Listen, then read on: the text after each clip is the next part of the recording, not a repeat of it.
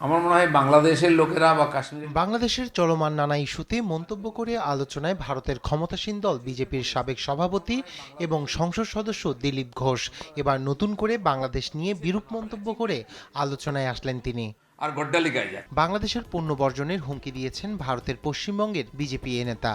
বলেন, বিজেপি নেতা শুভেন্দু অধিকারীর মতো বাংলাদেশকে অর্থনৈতিকভাবে অবরুদ্ধ করার পক্ষপাতী তিনি। বুধবার সামাজিক যোগাযোগ মাধ্যম ফেসবুকে দিলীপ ঘোষ বলেন, ভারতে বাংলাদেশের পণ্য বিক্রি করে সেই টাকা দিয়ে ভারত বিরোধী কাজ করবে বাংলাদেশ, তা মানা যায় না। তাই বাংলাদেশের পণ্য কেনা বন্ধের আহ্বান জানান তিনি। বৃহস্পতিবার পশ্চিমবঙ্গের এক পাট গবেষণা কেন্দ্র পরিদর্শনকালে বাংলাদেশের আইন, সংবিধান ও প্রশাসন নিয়ে বিরূপ মন্তব্য করেন বিজেপি নেতা।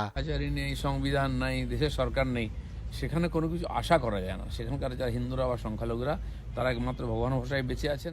এছাড়া বাংলাদেশের পাট শিল্প ভারতবর্ষের দয়ায় বেঁচে আছে বলেও দমভুক্তি করেন তিনি। পাটের বীজ সাপ্লাই হয়, বাংলাদেশের পাট শিল্পটা, চাষটা ভারতবর্ষের দয়ায় বেঁচে আছে আমাদের বীজ নিয়ে।